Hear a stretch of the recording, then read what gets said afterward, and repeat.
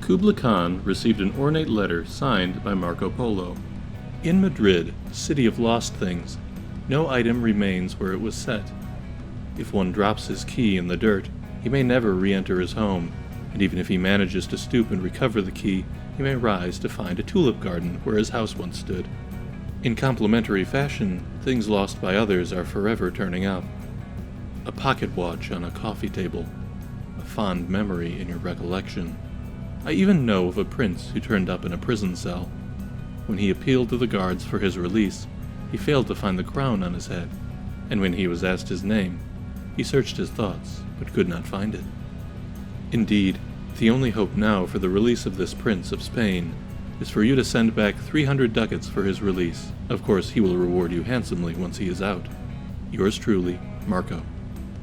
Kublai Khan cocked an eyebrow and declared before his court, "Hey everyone, looks like we're about to get ripped off by the guy who traded gold for paper."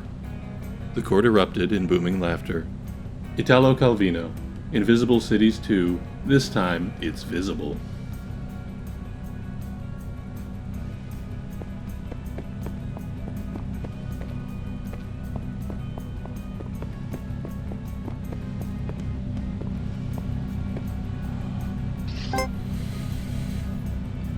Through many births, I have wandered, on and on, searching for, but never finding, a better deal than 0% APR on certified pre-owned vehicles. For trucks tougher than a drunk Marine, come to Mike's Pre-Owned, where we do the things that get things done.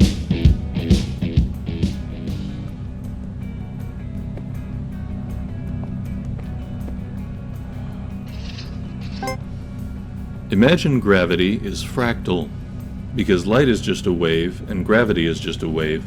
So imagine there's a big piece of glass that splits up gravity like a prism, so that there's like blue gravity and yellow gravity, and then somebody gets hit by the red gravity, and it makes them super heavy, so they have super strength, but like they're also really slow.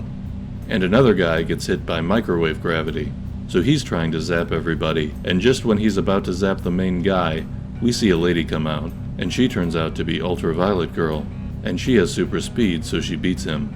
And it, like, also gave her giant cans. Thomas Pynchon, Gravity's Rainbow.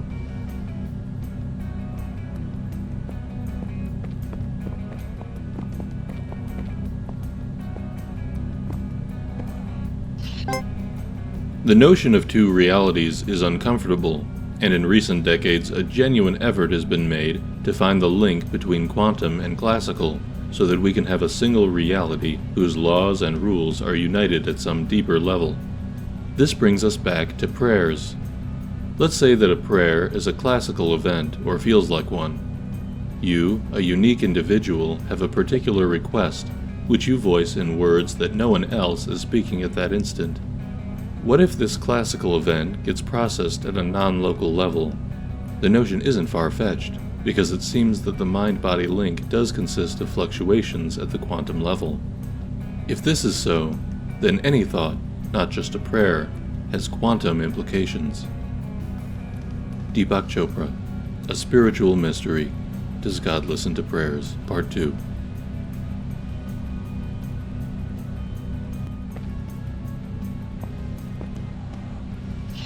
Not only is the novice unable to perceive the board as the master does, but the master cannot perceive the board as the novice does.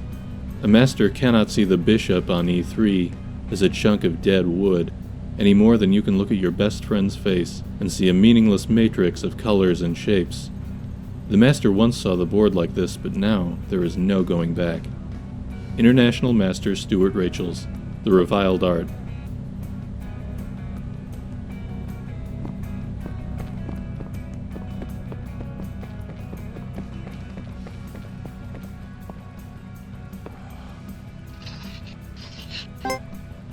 A shipowner was about to send to sea a venerable old ship.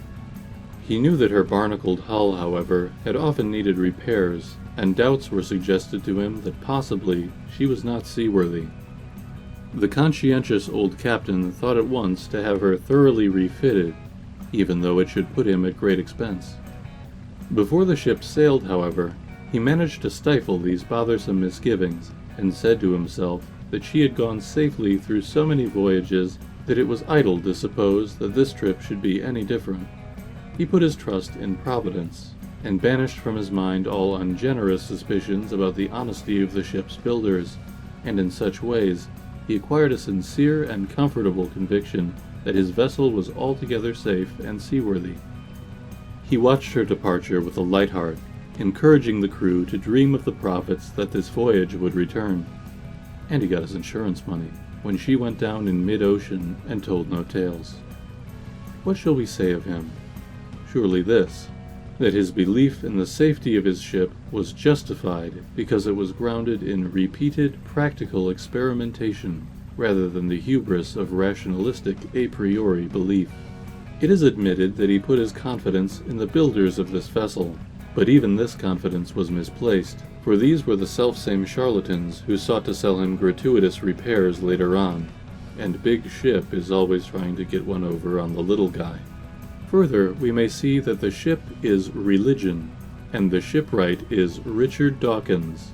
The crewmates are empiricism, and the barnacles are Neoplatonism, and the captain of that ship was Albert Einstein. What the hell was I talking about?